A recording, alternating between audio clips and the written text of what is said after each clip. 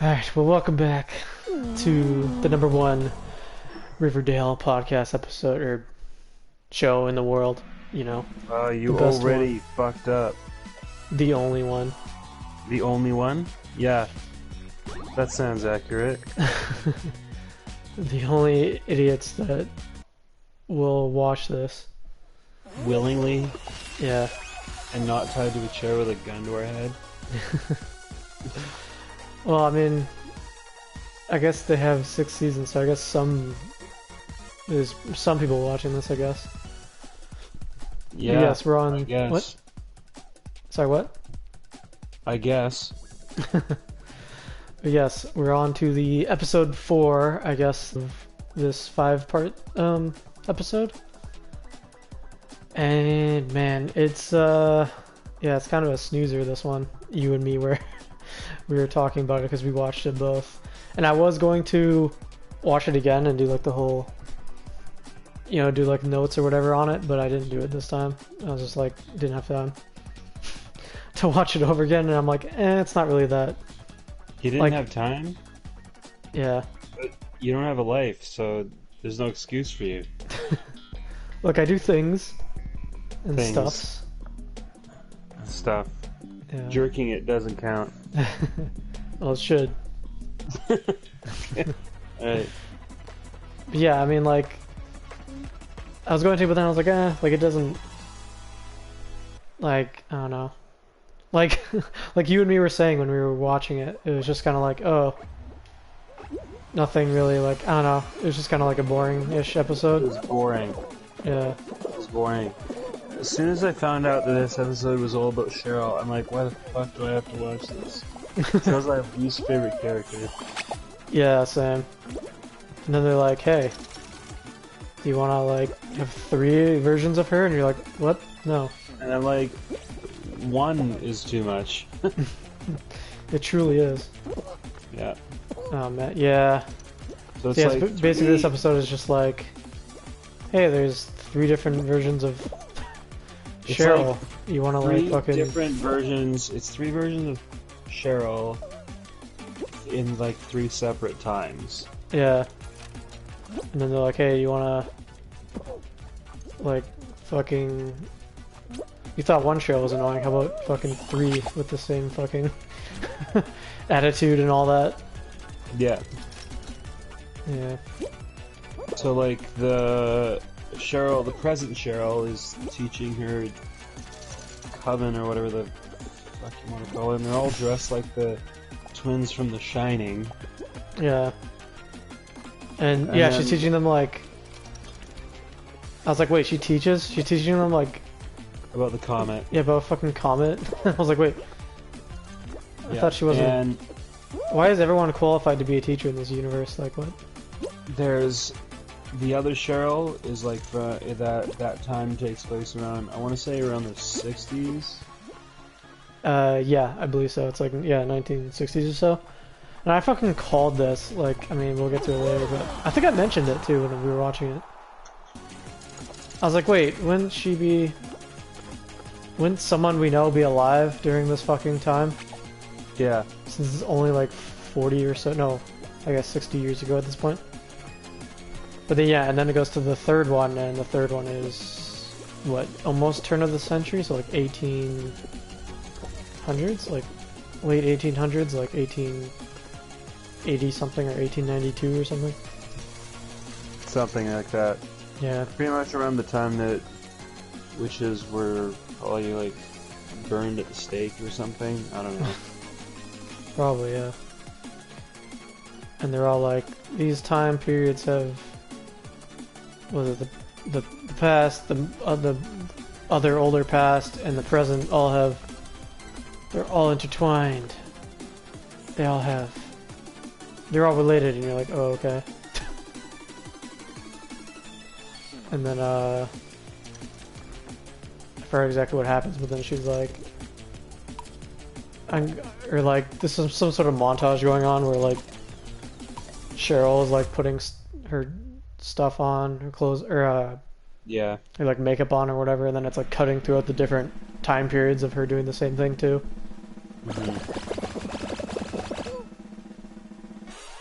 And then Cheryl's reading about the comment to her sick whatever. Yeah. Nana or grandmother or whatever. She's like, there's gonna be a special comment here. Yeah. And it's fucking special for some reason. And then the Cheryl in the 60s, I think, is talking to Veronica. Yeah. I think. I don't know. Yeah. And then, oh no, yeah. The Cheryl in the 60s has like a book club meeting or something with like all the women in the... Yeah, that's right. Yeah. And then the Cheryl from the late 1800s is interviewing Tony for like a teaching position. Right. I think so. She's like, yeah. I think you're probably right. Yeah. She's like, we need to teach for some reason. Yeah, and then she has her book meeting. Yeah, she's telling the women about the men or something and how to be respected by men or something. Betty's like, I'm not happy in my marriage, and they're like, why don't you divorce him? And she's like, oh, I can't do that. Yeah. She's like, oh no. That's ridiculous. That's crazy. And then like, is there something?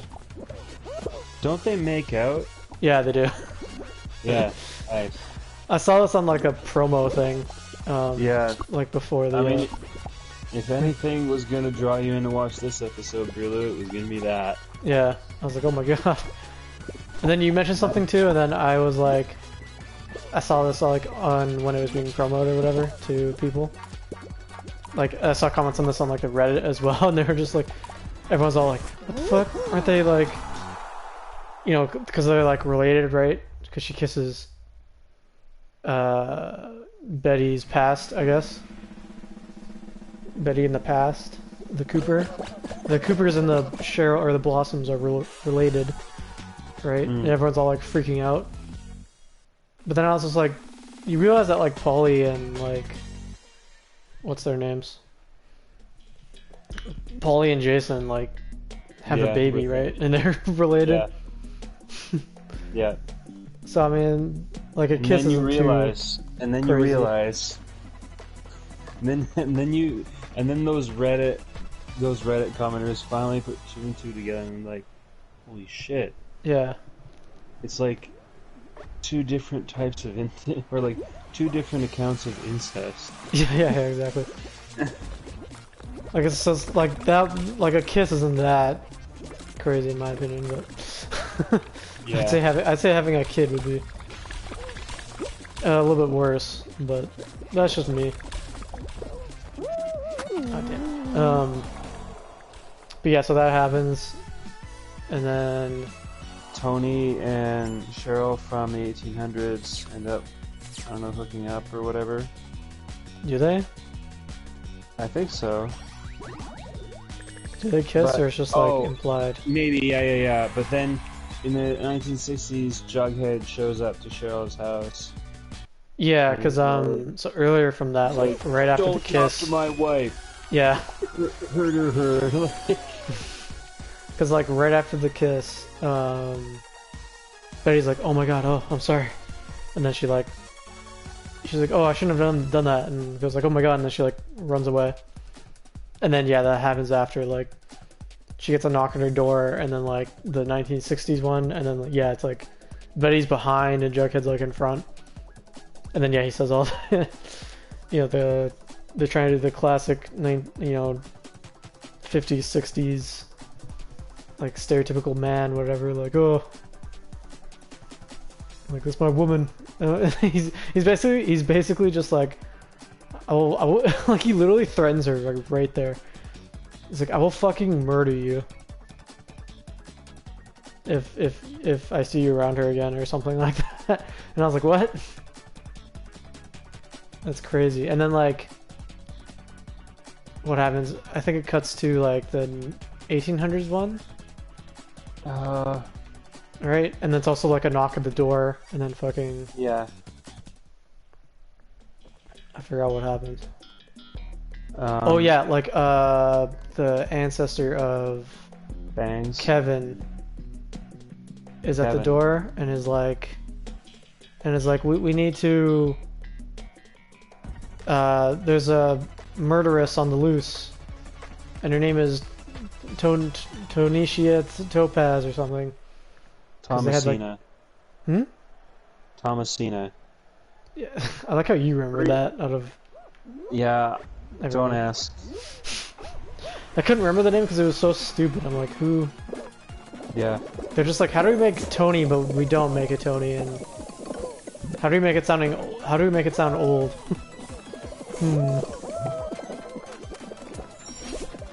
Because I'm pretty sure that I've never heard that name in my life. Yeah, then basically she looks back at Tony, and Tony's like, what the fuck? And Oh then, yeah. like, goes away. And then all the other husbands show up at Cheryl's place. And they're like, you need to leave here now. Yeah. Because you're a threat to our wives. Yeah. We need to control them. You can't give them free will. That's literally what they were saying. Yeah, they're so fucking, like, insecure, it's crazy. Yeah. They're just like, you can't fucking... Oh no, because I think they were talking to them about... Because, like, they weren't pleasing them or something. So, about their sex lives, I guess. It was like, you can't talk to them about that, with us. I have a big dick, what are you talking about? Just looks around really awkwardly. Yeah, yeah.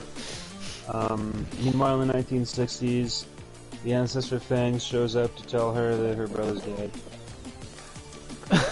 Yeah. He's basically just like, he's dead. And then here's this note that he totally wrote, and because he knew he was dying.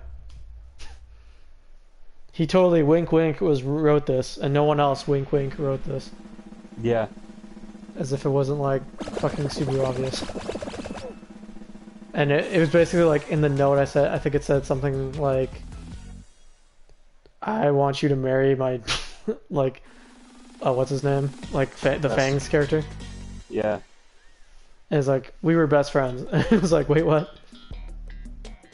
And they're like, wait, how'd you know him? And then he's just like, oh, we're longtime friends. Or something bullshit like that. So like, Cheryl's all in, and then Tony's the only one that's like, this is weird. You shouldn't go along with this. And then, yeah, and then the story goes on from there. Yep. Cheryl goes to Pop's, and she says, I'm gonna eat here, even though everyone doesn't want her there. Blah, blah, blah. Alright. And then... She's like, I'm gonna eat here, and then like, what's her name? The ancestor Tabitha is like, shouldn't you like, you should probably take this to go. And she's like, and then she looks around, and like literally everyone's looking at her. I was just like, yeah. Does no one else have anything to do in this fucking town? Yeah. Exactly. And she's like, no, here, and then like, it shows Jughead in the background. With Betty, with the kid, and then they just like leave awkwardly. Yeah. And then Tony and Cheryl in the 1800s, they're going through Jason's things. Yeah, no, not Jason's. They're going through Fang's. His things, yeah, and they put two and two together that he's the killer. Yeah. And he's actually a quote-unquote warlock, because that shit doesn't exist. Yeah, like, yeah. Basically, they pull out, like, they're like, wait, this is handwriting. They're trying to practice to look like my brothers. And, oh my god, this is an ancient seal of my family seal. And it's like, okay. It's like the most obvious fucking evidence or whatever. And then she's like, you may be right, Tony. Or Tonacitra, whatever the fuck. And then yeah, like Tony's like, I think he's a warlock, and you're like, what? Yeah. What do you mean? Like, how do you know this? She's just like, I just know these things. It's a tingle in my vag senses are tingling. Yeah. So he's a warlock, but he comes in the room with an axe. Yeah, exactly. When he could have literally just done a spell that like turns him to dust. Yeah, he's a warlock that never does any magic except for like the last like 2 seconds. Exactly. Exactly. And so he forces. Yeah, well, he comes home and he's like, basically like the honey I'm home equivalent or whatever, right? Yeah. And he gets like, he has like an axe behind his back. I guess because he was like hunting. And then they're just like, what? And then they try to put all the stuff away, but then he like, yeah, he has an axe on his back. He like walks into the room, sees them like doing all that shit or whatever. And he's like, what the fuck? Why are you looking through my shit? Yeah. And then they're like, we know. And then like, did they have a knife or did Tony have a knife or something? No, I think maybe he did. I don't know. Because I know he has the axe, but I thought like she grabbed like a knife out of somewhere or something. Who knows? Because like I don't know what her bright idea was, but she's like, I'll defend you, Cheryl. You don't have to marry him. And then she like runs up to him, but then like he just like casually disarms the fuck out of her and like she like doesn't do any. He doesn't even do anything. He just like sidesteps and like basically, and then now she's like, you know, trapped or whatever, or she's like hostage situation, and you're like, okay, that was not thought out at all. Yeah. But they throw 60s Cheryl in jail. Yeah. And then Betty. Because they basically like threaten her to leave. She doesn't leave, and then they're like, "We came in here with reports of communism. Yeah. You're fucking. Oh yeah. You're a commie, bro." And you're like, "Oh right, yeah. I guess this was the '60s. I guess." Oh, I didn't realize. Fucking, there was so much commie stuff in this small town of like, you know, 1,000 people. I was all worried about this, but yeah, and then they like throw her in jail, and then she's like, "No, I'm not a commie."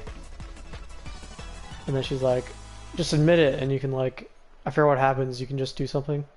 But she's like, "No," and then she's just like in jail. Yeah.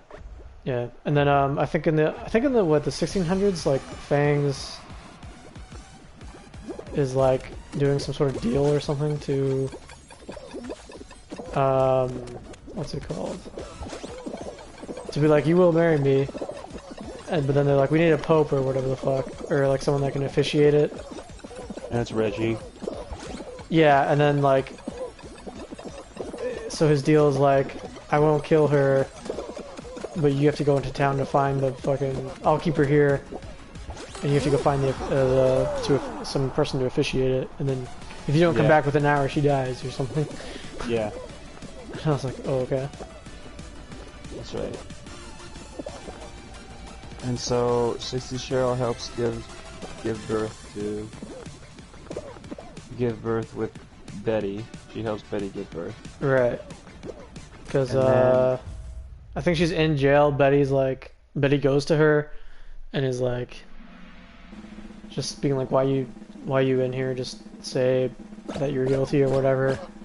And then Cheryl's like, no, I'm gonna do it out of like my word or principle. I'm not gonna do it. And then basically it's revealed that like Cheryl's like, are you pregnant again? And then she's like, yeah, I'm gonna have a great baby with this guy. And then like, and then later she's still in jail, Cheryl. And then Jughead comes and is like, Betty's having birth, but like, you know, I forget what happens, like something is going wrong or something, so she needs your help. And then she's like, okay, I'll help, but like, you know, I'll go free after this later or whatever, right? And then they're like, yeah, you will. And then yeah, she goes over to help. She like walks in the room, and then she's like, I guess Betty's just having giving birth. Like I didn't even realize that like Betty was pregnant at all.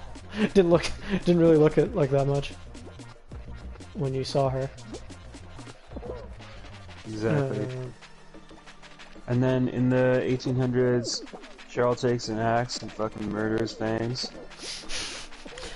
Yeah. And then she finds Tony dead. Yeah, I forgot exactly what the fuck exactly happened there. She kills Fangs first. Does she? Yeah. Because I think getting married. Because it's the most hilarious scene. No, that was really fucking funny. You just see her coming at him with an axe, and he's like, "Oh!" And it's like such a delayed reaction, and then she starts like hacking him, pretty much to the point of death. Yeah. No, she does kill him. Or yeah. And then, but then, yeah, it is kind of funny because like, it's not even like an actual scream or whatever. It's just sort of like you got inconvenienced and you stubbed your toe or something. He's like, oh. But yeah, I forgot what happens because I think she does actually get married to him, right? And then Reggie's like officiating it.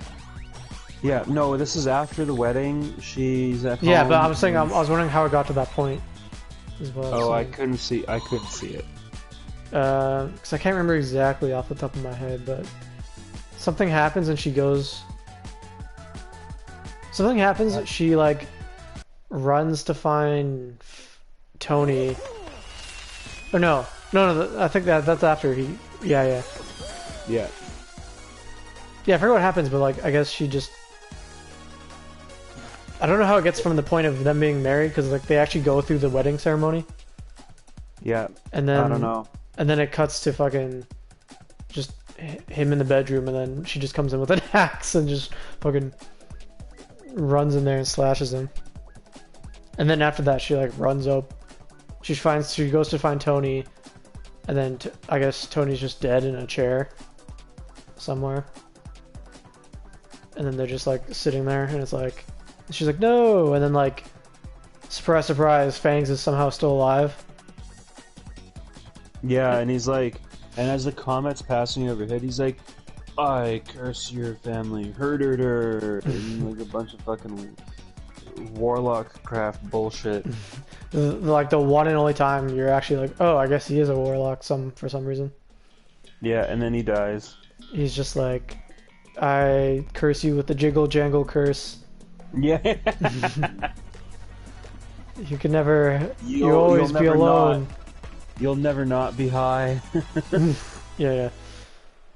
And then he dies, and then like the comet, like, which I guess this is like an alternate universe where just, I mean, obviously things don't make sense, but like you can see the comet. It's just like this blinding ass light, as if it's gonna hit Earth. You can see it outside the window. It just illuminates like the entire area, and you're like, "Oh, okay." Yeah. For sure, that's not how a comet would work in real life, but and it lasts for like 3 seconds or so. And then Cheryl in the '60s is placed under arrest again. Yeah. Oh, and then before that, like I think, as she's giving birth, there's also the comet light. Yes. Bathing through the thing. And then Cheryl's like, your baby is a comet baby. To Betty or something. Yeah. And I was like, okay, I don't know what that means, but okay. And then, yeah, so she gets carried off to prison again. She's like, wait, but I helped his wife give birth. Mm-hmm. Don't I get to go free?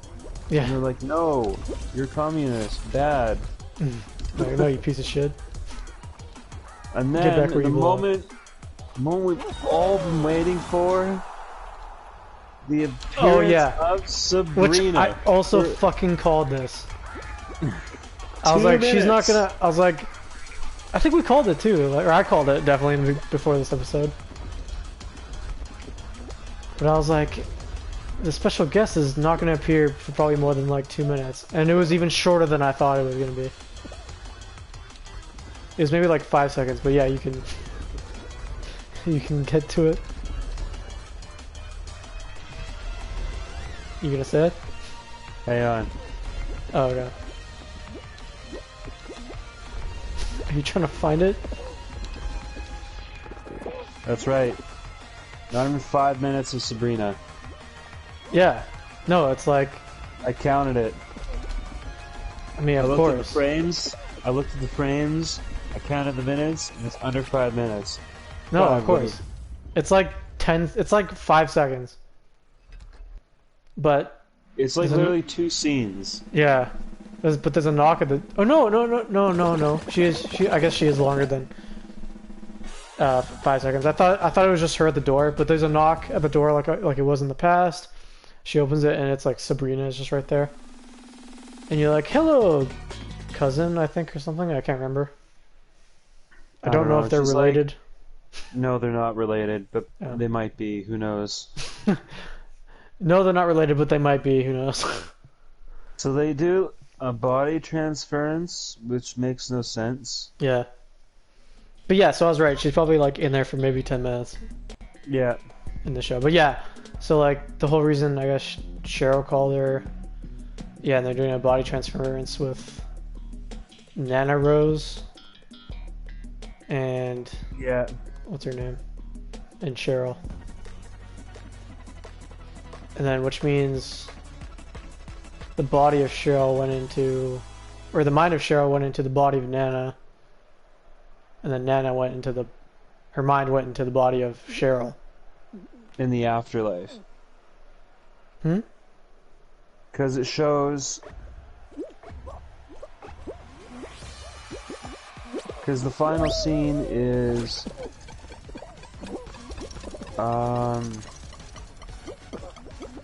Tony in the afterlife, and she sees Cheryl when they are together in the afterlife. Right. And then the scene ends with Jughead talking. Right. No, wait, because wasn't it... Wait, I'm so confused now. Because what I understood it was the body... So... I'm so confused now. What happened? So Cheryl... So the old Nana Rose or whatever, right? Her mind went into Cheryl? Right? So now she's inhabiting the body of Cheryl, right? And then yeah, I'm right. And then Cheryl went into the body. The mind of Cheryl went into the body of Nana Rose.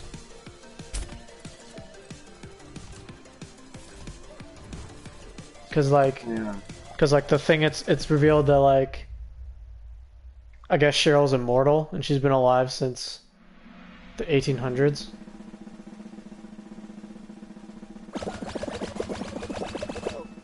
Yeah. Yeah. So she can't die because like the whole thing was if she dies she goes and meets whoever Tony in the afterlife. Yeah. Yeah, I'm pretty sure about that. Okay, no, okay. So, I looked this up and I looked at the recap on TV Line. And so, as a once-in-a-lifetime comet passed through the sky, they transferred Nana Rose's spirit to Cheryl's body, and vice versa. Only we learned Cheryl was actually Abigail and Poppy, who was made immortal by the Warlock's curse. So Nana Rose can live on in Cheryl's body, and Abigail can reunite with her beloved Thomasina in the afterlife. Yeah, because she's in the body of the Nana Rose who can die. Yes. Now. Although, does that mean the Nana Rose can't die anymore either? The one that's in Cheryl now? I don't know. Yeah. That's what I thought would happen. So yeah, so there's that bit of a weird thing that happened, and then yeah, it shows Cheryl with Tony in the end in the afterlife. For some reason, the afterlife consists of just walking around in a cemetery. Yeah. Although I don't know why there's cemetery in the afterlife when they're already dead. It's like, who are the tombstones of these? You know what I mean? Like, who are the? Yeah. Are the people that died twice? I guess so. But yeah, and then yeah, I think that's it, right? With that episode, there's nothing else, right? Yeah, it was boring. Yeah. But I called 2 of the things. Ironically, I found the Flash more interesting. Yeah. Yeah, I called the... So, like... What's it called? I called the... Sabrina thing. Yeah, the Sabrina. And then also something else, but I can't remember now. Yeah. Yeah. But yeah, I don't know. It was just, yeah, it just was really like... I don't know why they're like... I thought, like... Because it was so cool, like the... Episode 2 and 3, and then they're setting up this whole, like... I don't know. And then, like, this whole, like... Battle against good and evil, and, like... The devil, and, like... There's gonna be some sort of final battle, like, in the pop shop for some weird reason. Like, how the fuck are they gonna, like... tie all this up in one episode? I know, they're gonna wrap this entire thing up in one episode now. Yeah, I just felt kind of, like... disappointed in this episode. I was just like, what? It was so weird. Yeah. Like, I don't know why you decided to do this in the penultimate episode. Yep. Yeah. Of like the one. Is that what you think? Cringe. What do you think? I mean, I've been watching the 5-part Flash thing. You've actually been watching it? Yeah, and I've been actually kind of enjoying it a little bit. It was more interesting than this episode. True. Yeah. I mean, I don't know. Usually, like... Because, like, usually it is pretty good. Yeah. Like... I mean, by pretty good, I mean just, like... It's really crazy that it's just wacky, but this one is just, like... It's a little bit wacky in some parts, but, you know, like, the body transference thing. And... There was the one that kind of, like... I don't want to say makes the episode worth it, because it's just sort of like, oh, okay. No, I don't think that Sabrina cameo did anything. No, I wasn't talking about that. I was talking about the, like, stabbing... Like, Cheryl killing... stabbing Fang's ancestor. Yes. Because I was like... Because, like, that was funny, and that was, like... that was, like, hilarious. But that was, like, only one scene out of, like, the entire episode. So, like... I feel like you could skip. This is, like, the one episode you could skip. Yeah, for sure. Out of, like, all the episodes. Absolutely. Yeah, unless... I don't know. Like, the only thing you need to know is that, like, Cheryl switched bodies with some fucking other person, so now it's, like, a different Cheryl or whatever.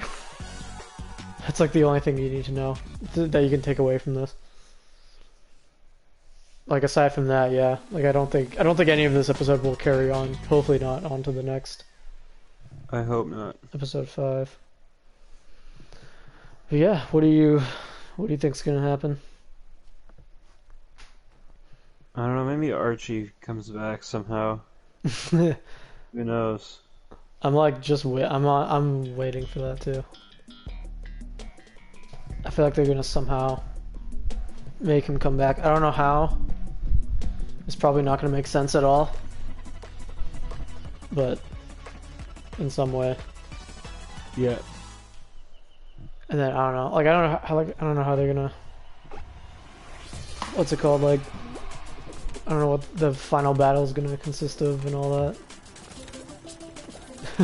But I'm kind of excited to see what's gonna happen. Lots and lots of confetti. Confetti? Yeah. And the show couldn't get any worse, right?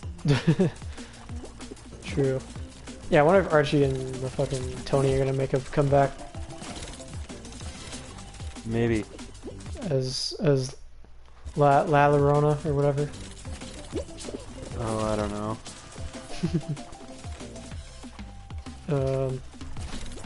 What's that? Yeah. So, I guess that's it for this episode. Yeah, that's it for this one. We'll see you guys on the next one, the final last episode, episode 5. Hopefully it makes up for everything. I'll try and watch it on Wednesday, and then maybe we can do the review in person on Friday. Yeah, I'll try to watch it too. Good. I should be able to. But yeah, hopefully it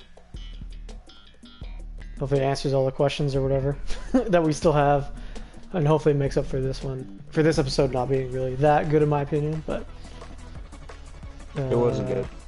Yeah, I don't know. It's not just your opinion. All right, we will see you guys on the next one. Peace.